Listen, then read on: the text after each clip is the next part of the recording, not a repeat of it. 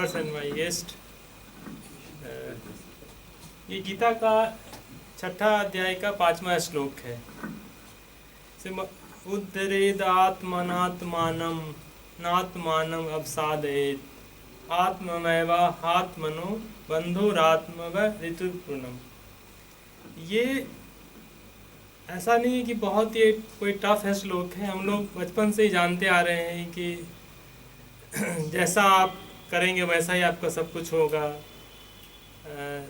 लेकिन इसका थोड़ा सा मीनिंग हमने थोड़ा सा दूसरा समझा है कि भगवान कह रहे हैं कि आपका जो माइंड है ना, वो आपका मित्र भी है और आपका शत्रु भी है। तो हम लोग इसको इस तरीके से समझेंगे कि जैसे सिंपल से आपको एक एग्जांपल से समझाते हैं कि हम लोग जो कुछ भी करते हैं ना, वो हमारा माइंड उसको एक्सपीरियंस करते जाता है, एक डेटा स्टोर जैसा उसको रखते जाता है। और जब आपको ज़रूरत पड़ता है ना, तो माइंड आपको सामने रख देता है कि देखो भाई, ये जो कंडीशन है इसमें दो कंडीशन है, एक अच्छा रास्ता है, एक बुरा रास्ता है, और आपको जो चुनना है ना आप चुन सकते हैं। ऐसा समझिए कि माइंड हमारा एक आप पर कोई एहसान नहीं करता है, वो स्वतंत्र है। आप समझिए कि वो मतलब आपके लिए कोई हमदर्दी आपके लिए करेगा, वो बिल्कुल नहीं करेगा आपके लिए। तो माइंड को समझिए कि वो एकदम आपके प्रति न्यूट्रल है। ये नहीं सोचना चाहे कि अरे यार मैं तो ये हूँ और हमारा माइंड हमारे लिए बहुत हेल्पफुल होगा, नहीं होगा आपके लिए हेल्पफुल। वो आपको सिर्फ आपको सजेशन मात्र देता है और कुछ नहीं देता है। तो माइंड को समझना हो। जैसे इसको एक एग्जाम्पल से आप समझिए कि एक 2 साल का बच्चा है और एक कैंडल जल रहा है और वो अपने उंगली ले जाता है, उसको पता नहीं है कि इसमें मुझे आग लगेगा या मेरे उंगली जल सकते हैं। वो ले जाता है और पीछे कर लेता है आग टच होने के बाद।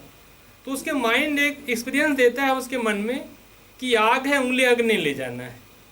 वो एक डेटा स्टोर कर लिया अपने ब्रेन के अंदर, एक 2 साल का बच्चा। अगली बार जब कैंडल जलता रहेगा तो नहीं ले जाएगा, क्योंकि उसको करने से पहले उसके माइंड उसको 2 सजेशन देंगे कि भाई उंगली जल सकता है और नहीं भी जल सकता है। अब तुम्हारा इच्छा है, तुम क्या करना चाहते हो।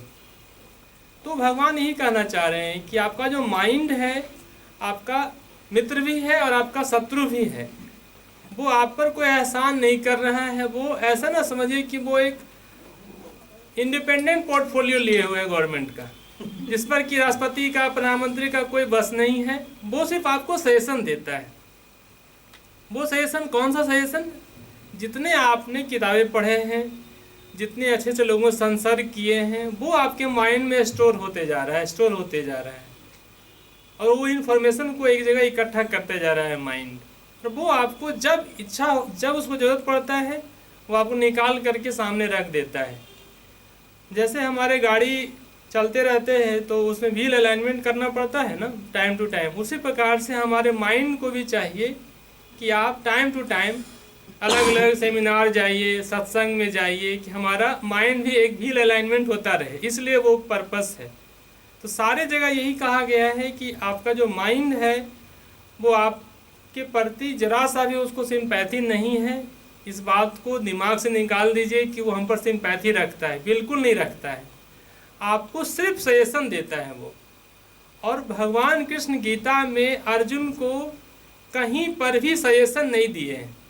वो बोलते यही आ रहे हैं कि देखो अर्जुन, 3 प्रकार के लोग होते हैं, सत्व, रजस और तमस।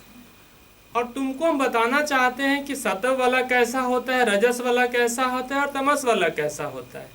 तुम देख लो कि तुम क्या हो, तुम किस प्रकार के हो। तो भगवान कहीं भी गीता में फोर्सफुल्ली अर्जुन को नहीं बोल रहे हैं कि तुमको ऐसा करना है काम, वो सिर्फ सजेशन दे रहे हैं। तो ये श्लोक में भगवान यही कहना चाह रहे हैं कि जो माइंड है ना, वो आपका मित्र भी है और शत्रु भी है। अब आप देख लीजिए कि क्या करना है आपको। उसी प्रकार से अंतिम में हम ये कहना चाहेंगे कि हैप्पीनेस जो है ना, एक चॉइस है, एक कंडीशन नहीं है। तो ये समझ लीजिए माइंड क्या है हमारा। नहीं लेंगे ज़्यादा समय। तो हमें बहुत अच्छा लगा ये श्लोक कि लोग अपने माइंड के बारे में नहीं समझ पाते हैं और बड़े बड़े चीज़ों को तो पढ़ाई कर लेते हैं, और जब भी देखिएगा आप अपने किसी भी अवस्था में रहेंगे, कुछ भी करना चाहेंगे, तो माइंड आपको ना 2 सुझाव जरूर देता है, और जिस पर आप अमल करते हैं वो ये दिखाता है कि कितना आप अच्छे वाले काम में लगे हुए हैं, तो आप अच्छाई वाले पर चले जाएंगे। यदि आप बुरे काम में लगे हुए हैं तो बुरे वाले पर चले जाएंगे आप। तो आपका इन्वायरमेंट यदि अच्छा हो, अच्छे बुक्स को पढ़ते हैं, अच्छे साथियों के साथ बैठते हैं, तो आपका माइंड उसी प्रकार से वर्क करेगा। और यदि आप गलत रास्ते वाले लोगों के साथ रहते हैं, गलत चीज़ों को पढ़ते हैं, तो फिर माइंड उसके साथ चला जाएगा।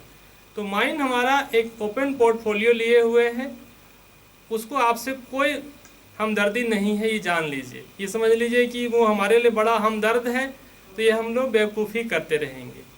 सिर्फ वो आपको सजेशन देता है और कुछ नहीं देता है। Thank you.